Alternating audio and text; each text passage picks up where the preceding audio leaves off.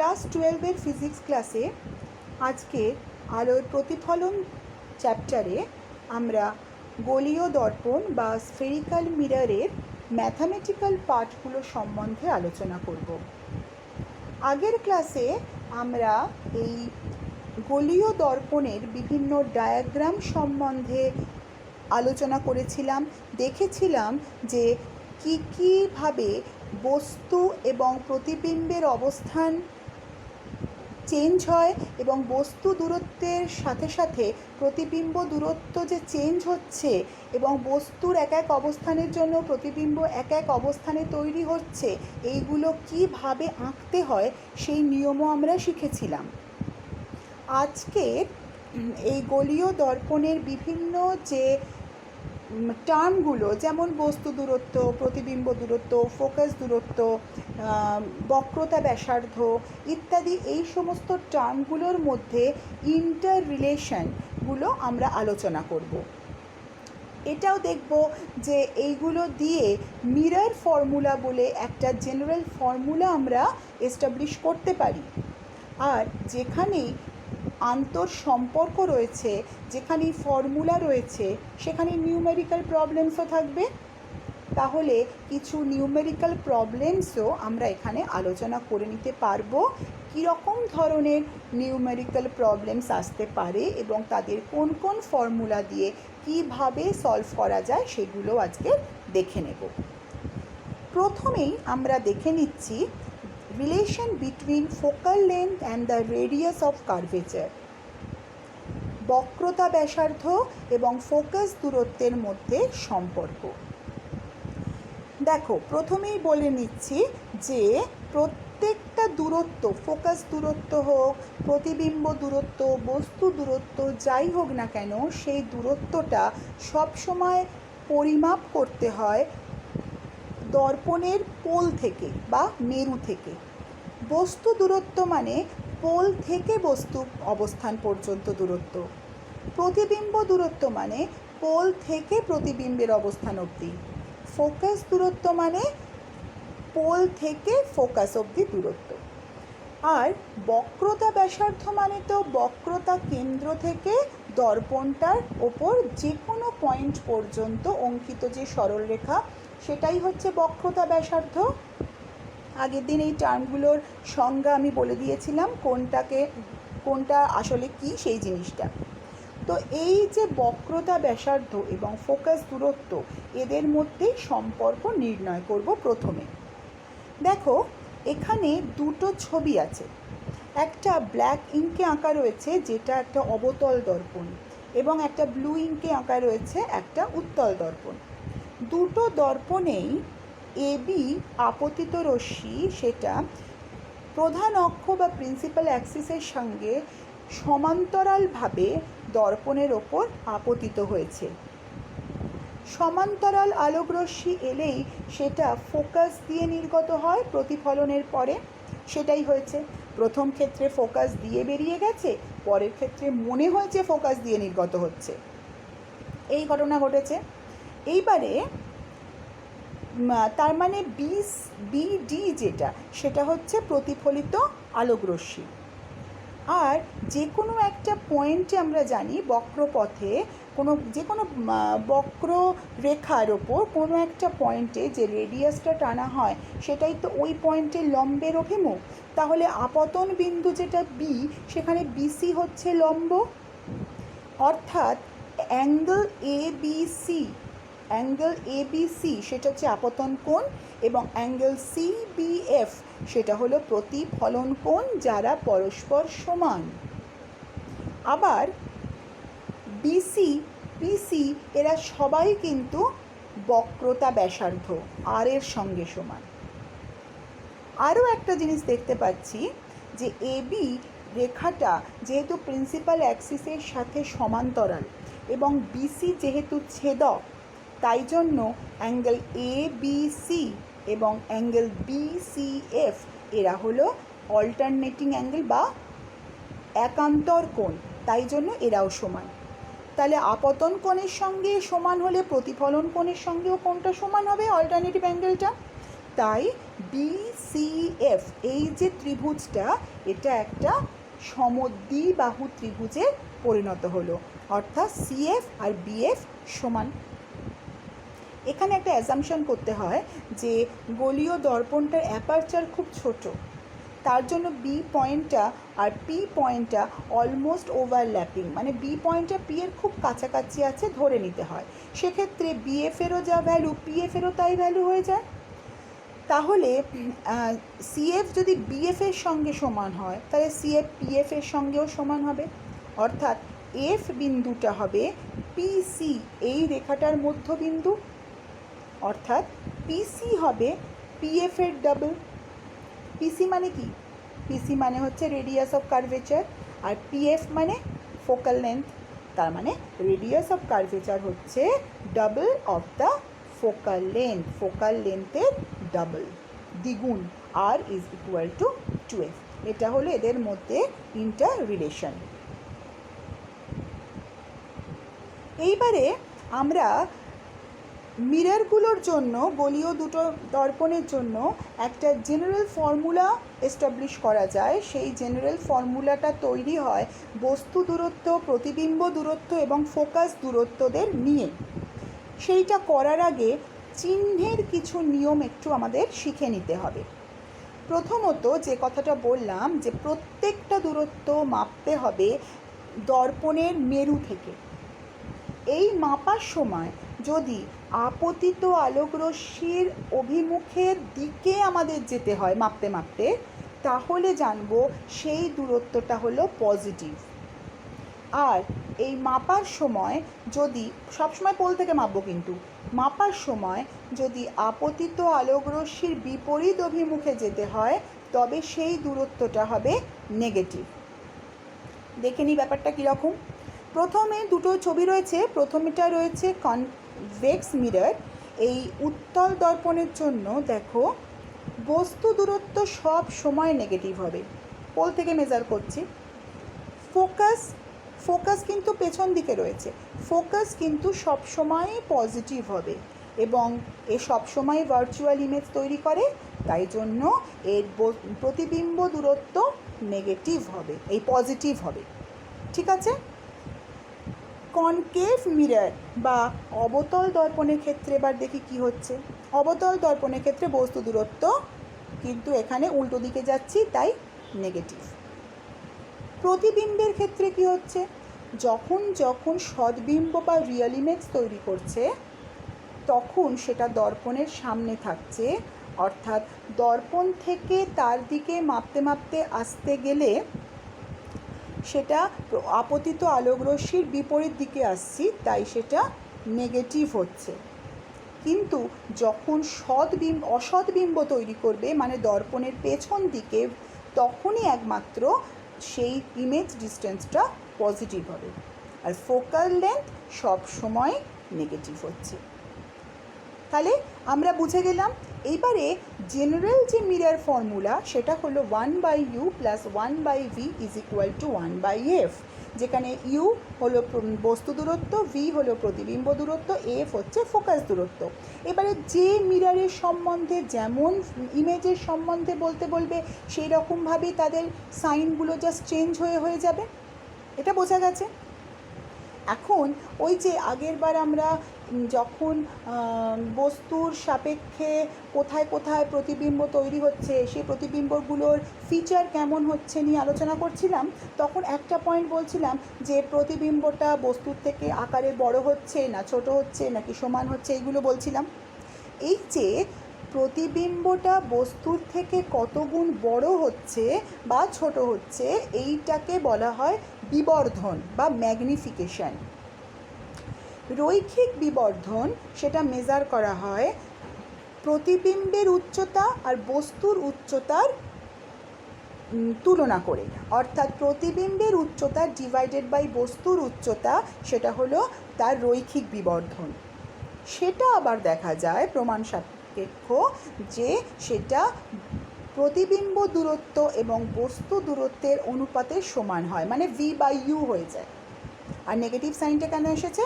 Negative sign বোঝাচ্ছে যে যদি নেগেটিভ সাইন থাকে তাহলে বুঝতে হবে যে প্রতিবিম্বটা ইনভার্টেড, মানে অবশিষ্য। দেখো পরের ছবিতে কনকেভ মিররের যে ছবিটা রয়েছে ওখানে দেখো বস্তুটা প্রিন্সিপাল অ্যাক্সিসের যেদিকে রয়েছে প্রতিবিম্বটা কিন্তু প্রিন্সিপাল অ্যাক্সিসের উল্টো দিকে রয়েছে। তাই আমাদের বস্তুর উচ্চতা মাপতে গেলে আমরা যেদিকে মেজার করছি প্রতিবিম্বের উচ্চতা মাপতে গেলে কিন্তু উল্টো দিকে মুভ করছি, তাই জন্য নেগেটিভ সাইনটা আসে।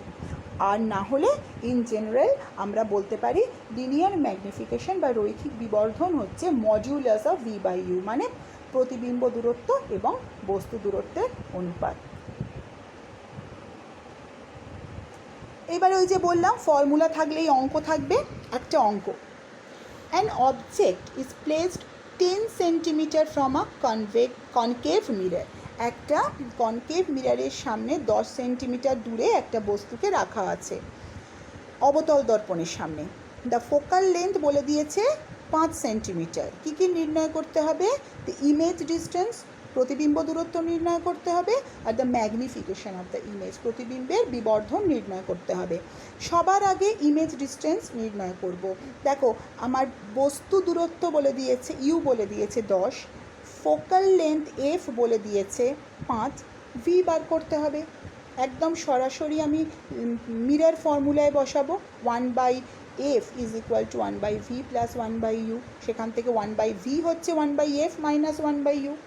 এফ এর মান বসাও, ইউ এর মান বসাও, সেখান থেকে বেরিয়ে গেল ভি হচ্ছে 10 সেন্টিমিটার, মানে ইমেজ ডিস্টেন্স বা প্রতিবিম্ব দূরত্ব 10 centimetre.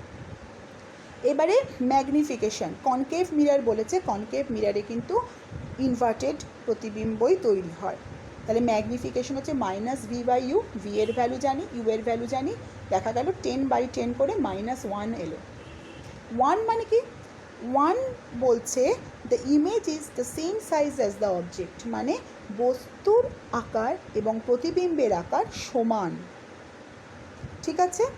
R the minus sign indicates that the image is inverted. Minus সাইনটা এই কারণে এসেছে যে অবশিষ্য প্রতিবিম্ব তৈরি হয়েছিল আর সমান আয়তন বিশিষ্ট প্রতিবিম্ব তৈরি হওয়ায় ম্যাগনিফিকেশনটা 1 এসেছিল। আরও একটা অঙ্ক, an image by a concave mirror is 4 times greater than the object. একটা ইমেজ তৈরি হয়েছে কনকেভ মিরর দিয়ে, অবতল দর্পণ দিয়ে, যেটা বস্তুর 4 গুণ প্রতিবিম্ব তৈরি হয়েছে। দ্য রেডিয়াস অফ কার্ভেচার বলে দিয়েছে 20 centimetre. Determine the object distance in front of the mirror. কী কী বলেছে এখানে? বলেছে বস্তুর 4 গুণ প্রতিবিম্ব তৈরি হয়েছে, মানে বিবর্ধন এম বলে দিয়েছে, ঠিক আছে। আচ্ছা, এমটা বলে দিয়েছে, রেডিয়াস অফ কার্ভেচার বলে দিয়েছে। রেডিয়াস অফ কার্ভেচার মানে আর এর ভ্যালু বলে দিয়েছে, আর কিচ্ছু বলে দেয়নি, ইউ বার করতে দিয়েছে। দেখো রেডিয়াস অফ কার্ভেচার বলে দিয়েছে মানে আমি সেখান থেকে ফোকাল লেন্থের ভ্যালু বার করতে পারবো। রেডিয়াস অফ কার্ভেচার 20 সেন্টিমিটার হলে ফোকাল লেন্থ হবে তার হাফ 10 সেন্টিমিটার, ঠিক আছে। আর এম যে বলে দিয়েছে, এম থেকে এম মানে হচ্ছে -v/u, তাহলে এখানে ভি আর v/u সেটা হচ্ছে তো 4, ম্যাগনিফিকেশন 4, তাহলে ভি আর ইউ এর মধ্যে একটা রিলেশন পেয়ে গেলাম আমি, V is equal two -4u। এখান থেকে ভি এর জায়গায় ইউ এর টার্মে আমি রিপ্লেস করছি, ভি যেখানে যেখানে পাবো সেখানে ভি এর সম্বন্ধে তো কিছু বলেনি, সেখানে 4u বসাবো এবং সেখান থেকে ইউ এর ভ্যালু বের করে নেব। একই ব্যাপার 1/f is equal two 1/u plus 1/v, সেখানে ওই ভি এর জায়গায় আমি 4u বসাবো, বসিয়ে সেখান থেকে ইউ এর ভ্যালুটা বেরিয়ে আসবে 12.5 সেন্টিমিটার। এইভাবেও আমরা অঙ্ক করতে পারি। এখন ওই যে বললাম 1/v plus 1/u is equal two 1/f, অর্থাৎ ভিটা যদি আমরা প্রতিবিম্ব দূরত্ব ধরি, ইউটা হচ্ছে বস্তু দূরত্ব, আবার ইউটাকে যদি আমরা প্রতিবিম্ব দূরত্ব ধরি, ভি হবে বস্তু দূরত্ব যদি এফটা একই থাকে। এইটাই বলছে যে একটা দর্পণের প্রধান অক্ষের ওপর অবস্থিত যে কোনো দুটো বিন্দু কিন্তু সেই বিন্দু দুটো এমন যে একটাতে বস্তুকে স্থাপন করলে আর একটা বিন্দুতে প্রতিবিম্ব তৈরি হয়, আবার ওই সেকেন্ড বিন্দুতে বস্তুকে স্থাপন করলে ফার্স্ট বিন্দুতে প্রতিবিম্ব তৈরি হয়। তখন এই বিন্দু দুটোকে বলা হয় কনজুগেট ফোসি বা অনুবন্ধী ফোকাস। এইবারে মিররের ইকুয়েশন বা মিররের ইউ-ভি-এফ এদের মধ্যে ইন্টার রিলেশন বা মিররের বস্তুর অবস্থান ও প্রতিবিম্বের অবস্থানের ওপর নির্ভর করে ফোকাস দূরত্বের মান নির্ণয় করার জন্য আরও একটা ইকুয়েশন আমরা পাই, সেটা হলো নিউটনস ইকুয়েশন। নিউটন ইকুয়েশন কি বললো দেখো, এই ছবি অনুযায়ী ফোকাল লেন্থ থেকে ধরা যাক বস্তু দূরত্ব হচ্ছে এক্স, ফোকাস থেকে প্রতিবিম্ব দূরত্ব হচ্ছে ওয়াই, কিন্তু বস্তু দূরত্ব ইউ যেটা সেটা তো আমরা মাপি হচ্ছে একদম পোল থেকে, আবার এটা মাপি যেটা বস্তু দূরত্ব প্রতিবিম্ব দূরত্ব সেটাও তো মাপি আমরা পোল থেকে। তাহলে ইউটা কত হবে? ফোকাল লেন্থ প্লাস এক্স, আর ইমেজ ডিস্টেন্স ভিটা কত হবে? Focal length plus Y. এবারে এইগুলো পুট করছি আমরা, করে যেটা পেলাম সেটা হলো X into Y is equal to X square. মানে ফোকাস এক্সটা কি? এক্সটা হচ্ছে ফোকাস থেকে বস্তুর দূরত্ব, আর ওয়াইটা হচ্ছে ফোকাস থেকে প্রতিবিম্বের দূরত্ব। এ দুটো যদি আমরা ক্যালকুলেট করতে পারি তাহলে এটাও একটা ঘন দর্পণের ফোকাল লেন্থ নির্ণয় করার জন্য খুব এফেক্টিভ একটা ইকুয়েশন, যে X Y is equal to X square, এবং এইটার নাম হচ্ছে নিউটনের সূত্র, নিউটনের ইকুয়েশন। এইবারে আসছে কনকেভ এবং কনভেক্স মিররের মধ্যে কি কি পার্থক্য। দেখো, প্রথম পার্থক্য হচ্ছে ওদের প্রতিফলন তল। দুটোই গলীয় দর্পণের অংশ, একজনের ক্ষেত্রে বাইরের সারফেসটা প্রতিফলন তল, আর একজনের ক্ষেত্রে ভেতরের সারফেসটা। একজনের ক্ষেত্রে প্রতিফলন হওয়ার পর কনভেক্স মিররের ক্ষেত্রে আলোকরশ্মিগুলো ডাইভার্জিং আলোকরশ্মিতে পরিণত হয় সমান্তরালরা, আর কনকেভের ক্ষেত্রে কনভার্জিংয়ে পরিণত হয়। তারপরে কি হতে পারে? একজনের জন্য যে ইমেজ ফর্ম হয়, মানে প্রতিবিম্ব যেটা তৈরি হয় অবতল দর্পণের ক্ষেত্রে, সেটা ম্যাক্সিমাম ক্ষেত্রেই সদ্বিম্ব হয়, ইনভার্টেড হয়, একটা পার্টিকুলার কেসেই সেটা সমশীর্ষ এবং অসদ্বিম্ব তৈরি হয়। কিন্তু কনভেক্স মিরর সব সময় অসদ্বিম্ব তৈরি করে এবং সেটা আপরাইটই হয়। আর একটা কি, অবতল দর্পণের যে প্রতিবিম্ব তৈরি হয় সেটা সাইজ কিন্তু ভ্যারি করে, কিন্তু কনভেক্স মিররের ক্ষেত্রে একমাত্র যখন বস্তু ইনফিনিটিতে থাকে তখনই একমাত্র ফোকাসে বিন্দু আকৃতির প্রতিবিম্ব তৈরি হয়, আদারওয়াইজ সব সময় কিন্তু এটা ছোট প্রতিবিম্বই তৈরি করে। এগুলো হচ্ছে কনকেভ আর কনভেক্স মিররের মধ্যে পার্থক্য। এইবারে আমরা দেখে নিই যে এই স্ফেরিক্যাল মিররদের কী কী কাজে ব্যবহার করা হয়। কনভেক্স মিরর কী কী কাজে ব্যবহার করা হয়? কনভেক্স মিররে সবসময় ছোট প্রতিবিম্ব পাওয়া যায়, তাই যেখানে ছোট আকৃতির প্রতিবিম্বের দরকার সেখানে কনভেক্স মিরর ব্যবহার করা হয়। যেমন ইনসাইড বিল্ডিংস, কোনো অফিস বিল্ডিং বা কোনো এই সমস্ত জায়গায় বিভিন্ন জায়গায় কনভেক্স মিরর রেখে দেওয়া থাকে, যাতে ঘরের বিভিন্ন বা সেই করিডোরের বিভিন্ন কোণগুলোকে সেই মিররের মাধ্যমেই দেখতে পাওয়া যায় একটা কোনো পার্টিকুলার জায়গা থেকে। ভেহিকল মিরর, গাড়ির যে লুকিং গ্লাস সেটা কিন্তু কনভেক্স মিরর হয়। ম্যাগনিফাইং গ্লাস, ম্যাগনিফাইং গ্লাসে দুখানা কনভেক্স মিররকে ব্যাক টু ব্যাক রাখা থাকে। আর সিকিউরিটি পারপাস, ওই যে বললাম, তোমরা দেখে থাকবে পেট্রোল পাম্পগুলোতে একদম গাড়ির এন্ট্রির মুখে একটা দেওয়া থাকে কনভেক্স মিরর, ওই লুকিং গ্লাসের মতন কাজ করে। কারণ যে গাড়িটা পেট্রোল নিয়ে সে যখন বেরোবে সে তো তখন দেখতে পাচ্ছে না যে উল্টো দিক থেকে কি গাড়ি আসছে, সে তো বেরিয়ে যাবে, সেইখানে একটা লুকিং গ্লাসের পারপাসে কনভেক্স মিরর রাখা থাকে, সেখানে দেখে সেখান থেকে সে বেরিয়ে যেতে পারে। কারণ কনভেক্স মিররকে সেই সমস্ত জায়গাতেই ব্যবহার করা হয় যেখানে প্রতিবিম্ব ছোট লাগে। আর কনকেভ মিরর ঠিক উল্টোটা, যেখানে কোনো বস্তুকে বড় করে দেখতে হবে সেখানে কনকেভ মিররকে ইউজ করা হয়, কারণ ওর যে অসৎ বিম্বটা তৈরি হয় সেটা খুবই বড় হয়। আচ্ছা, প্রথমে শেভিং মিরর হিসেবে কনকেভ মিরর ইউজ করা হয়।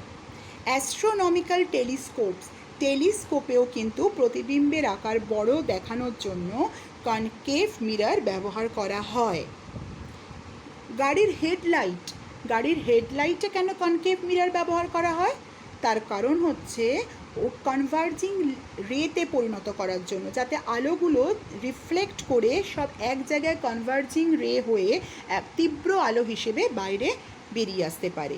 আর সোলার ফার্নেস একই কারণে, সূর্যের আলোকরশ্মি পড়ে ওই কনকেভ মিররে রিফ্লেক্ট করে সেখান থেকে কনভার্জিং রেতে পরিণত হয়, আর যে সেলটা, যে প্যানেলটা রাখা থাকে বা যেখানে গিয়ে সেই তাপটা উৎপন্ন হবে সেটা তার ফোকাসে রাখা থাকে। তাহলে কি হচ্ছে, সেখানে সমস্ত তাপটা গিয়ে জড়ো হচ্ছে।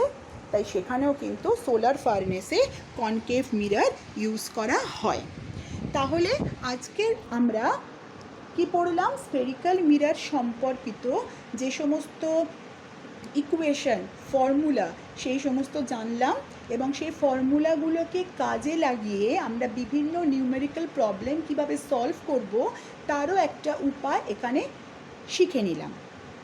আর আগের দিন আমরা যেটা করেছিলাম সেই বিভিন্ন ডায়াগ্রামগুলো শিখেছিলাম। তাহলে স্ফেরিক্যাল মিরর সম্পর্কিত যাবতীয় তথ্য আমাদের এখানেই শেখা হয়ে গেল। আজকের ক্লাস এখানেই শেষ হয়ে গেল।